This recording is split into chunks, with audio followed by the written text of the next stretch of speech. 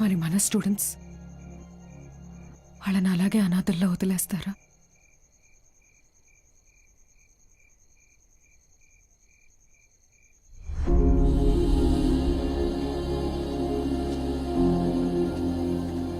Sir, అలసిపోయాను madam, ఓడిపోయాను. Sir, మీరు ఓడిపోవటం అంటూ జరిగితే మిమ్మల్ని నమ్ముకున్న 45 మంది స్టూడెంట్స్ ఓడిపోయినట్టే. నాకు మాత్రం ఉండదా మేడం వాళ్ళని గెలిపించాలని? ఉండదా? కానీ ఎలా? నేను ఊళ్ళో కూడా రావడానికి లేదు. ఖాళీగా ఉన్న కాలేజీని స్టూడెంట్స్తో నింపారు. మీరు తలుచుకుంటే అవుతుంది.